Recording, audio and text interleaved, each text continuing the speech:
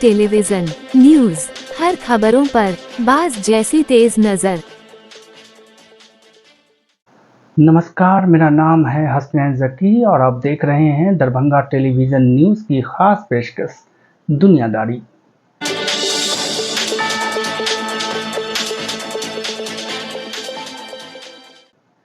दुनियादारी में आज हम जानेंगे कि आखिर क्यों इजराइल और अमेरिका के हवाई हमलों के बाद ईरान के साउथ पार्स गैस प्लांट पे आग लग गई। इस आग के बाद एलएनजी प्लांट में जोरदार धमाका हुआ और इस धमाके के बाद वहां पे अफरा तफरी मच गई, जिसके बाद से वहां का उत्पादन अभी तक ठप बताया जा रहा है। इसके जवाब में ईरान ने कल बीती रात लगभग भारतीय समय अनुसार 10 बजे कतर के सबसे बड़े गैस प्लांट यानी रास अल अफ़ान एलएनजी प्लांट पर जोरदार हमला किया। ये हमला ईरान ने हाइपरसोनिक के साथ साथ बैलिस्टिक मिसाइल से किया। इस मिसाइल हमले के बाद जोरदार धमाकों के साथ पूरा गैस प्लांट आग के मलबे में तब्दील हो गया। आपको बता दें कि रास अल अफ़ान गैस प्लांट, जो कि कतर में है, दुनिया का सबसे बड़ा गैस प्लांट और फील्ड में से एक माना जाता है। कहा जाता है कि 47% भारत का एलपीजी गैस यहीं से आता है और इस हमले के बाद भारत की परेशानी और बढ़ सकती है। आपको जानकर हैरानी होगी कि 47% के अलावा जो भारत एलपीजी गैस का आयात ईरान और रूस से करता है, इसके साथ साथ भारत अजरबैजान और केजी बेसिन यानी भारत के कुछ हिस्सों में पाए जाने वाली जो एलएनजी गैस है, उससे भारत के घरेलू जो खपत है उसमें सहयोग मिलता है। ईरान के ऊपर ये हमला इजराइल और अमेरिका के लड़ाकू विमान जैसे F-15 और F-35 से किया गया। इस हमले के चपेट में पूरा गैस प्लांट आग के हवाले हो गया। आग लगने के कारण वहां पे अफरा तफरी मच गई और भयंकर नुकसान हुआ, जिसके कारण वहां पे अभी भी गैस का उत्पादन बंद पड़ा हुआ है। इसके जवाब में ईरान ने कल बीती रात कतर के सबसे बड़े gas plant LNG gas plant यानी रास अल अफ़ान में सबसे बड़ा मिसाइल हमला किया। ईरान ने अपने सबसे मशहूर मिसाइल खुर्रम शहर, फतेह और सिज्जील मिसाइल से इस प्लांट पे हमला किया। कहा जा रहा है कि इस हमले के बाद कतर के गैस प्लांट में बुरी तरह आग लग गई और कई लोग झुलस गए। हालांकि हताहतों की संख्या अभी तक साफ नहीं हो पाई है। मैं आपको पहले भी बता चुका हूं कि भारत के साथ साथ पाकिस्तान, बांग्लादेश पूरी तरह से ईरान, रूस, कतर, यूएई पे गैस के लिए निर्भर है। बीती रात हुए इस हमले में ईरान ने कतर को बहुत बड़ा नुकसान पहुंचाया। कतर का रास अल अफ़ान गैस प्लांट दुनिया के सबसे बड़े गैस प्लांटों में से एक है, जहां से भारत को 47% एलएनजी गैस की सप्लाई होती है। सबसे पहले मसला तब उठा था जब वहां से चलकर ये गैस ईरान के स्टेट ऑफ होर्मुज, जिसे हम होर्मुज जलडमरू मद भी कहते हैं, उसके ज़रिए ये जहाज़ जब गैस लेकर आ रहे थे तो ईरान ने उसे स्टेट ऑफ होर्मुज के पास रोक लिया था। लेकिन ये समस्या तब और गहरा गई जब अब एक देश दूसरे देशों के ऊपर ऊर्जा स्रोतों के प्लांट के ऊपर, पेट्रोलियम रिफाइनरीज के ऊपर, उसके साथ साथ जहाँ पे बड़े बड़े गैस प्लांट हैं उस पे हमला किया जा रहा है।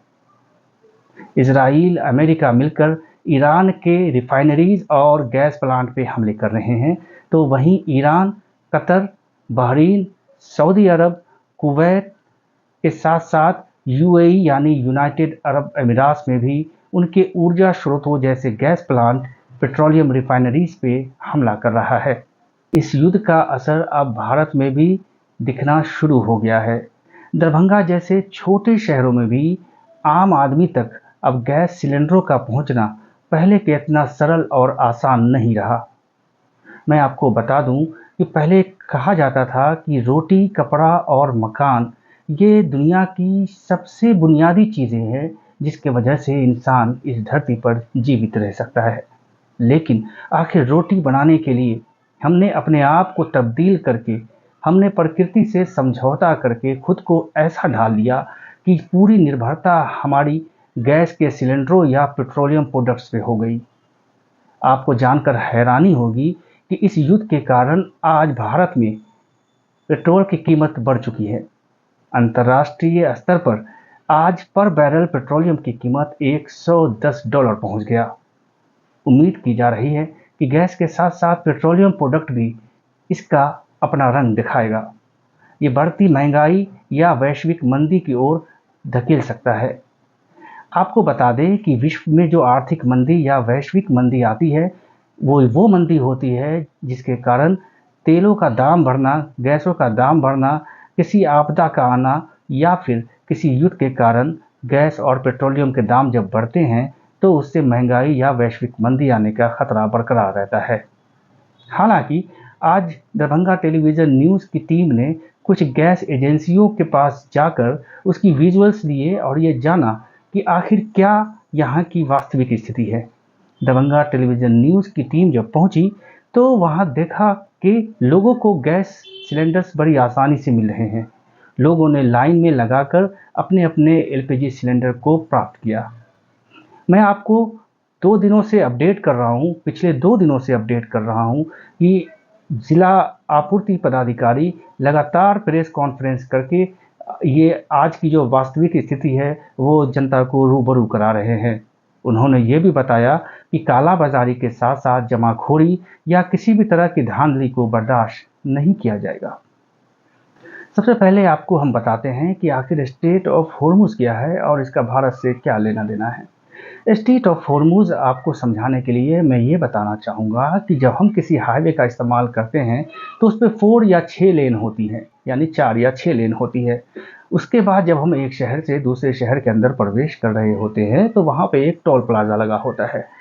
तो ये 4 या 6 लेन वाली जो रोड है वो टोल प्लाजा में जाके टोल प्लाजा को टैक्स पे करके या जो पैसा जो पे किया जाता है एक शहर से दूसरे शहर में घुसने का जो कर है वो जमा करने के बाद ही इस कोई भी गाड़ी को एक शहर से दूसरे शहर में घुसने दिया जाता है।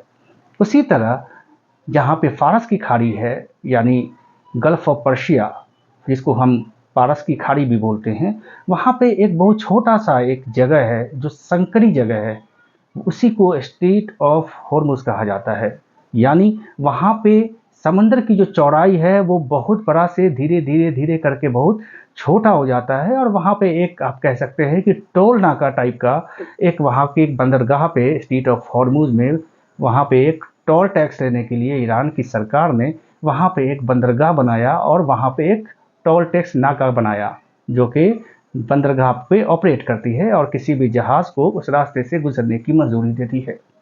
लेकिन अभी हालिया युद्ध में इजराइल और अमेरिका ने जब ईरान पे अटैक किया, हमला किया, तो ईरान ने धमकी दी कि कोई भी पानी के जहाज़ जो मालवाहक जहाज़ हैं उनको स्ट्रेट ऑफ होर्मुज यानी होर्मुज के तरफ से गुजरने नहीं दिया जाएगा।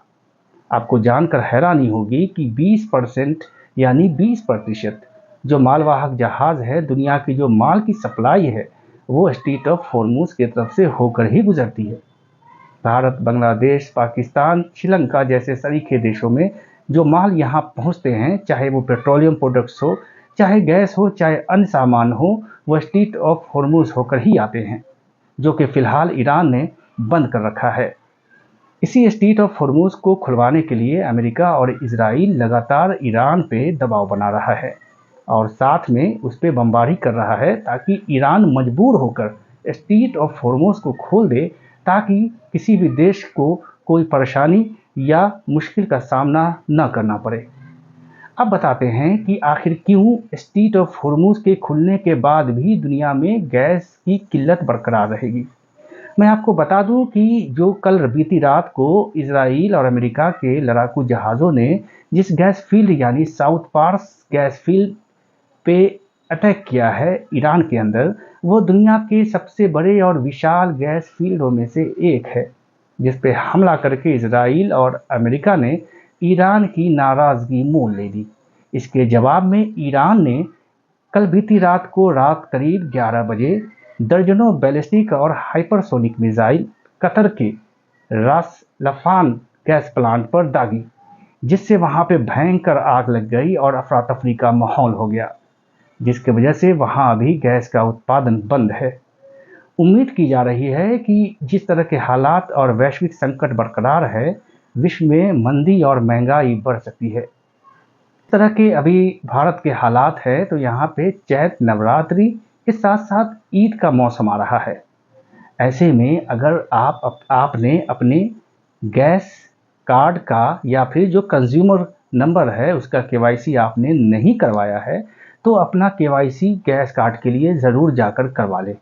ये आपके निकटतम गैस एजेंसी में जहाँ से आपने गैस का खाता खुलवाया है वहाँ पे खुल सकता है और वहाँ पे केवाईसी आप करवा सकते हैं। केवाईसी के लिए कोई भी फीस नहीं है, ये निःशुल्क है। मैं किसी भी असुविधा के लिए आपको सचेत करना चाहता हूँ कि केवाईसी के बाद ही आप किसी सिलेंडर का नंबर लगा सकते हैं। केवाईसी करवाने के बाद आपका फिर फ़ोन का जो नंबर होता है, उस नंबर से जो आपका रजिस्टर्ड नंबर है उससे आप कॉल करके गैस का नंबर लगा सकते हैं। तभी आपकी गैस की डिलीवरी या फिर आप गैस एजेंसी से जाकर उठा सकते हैं।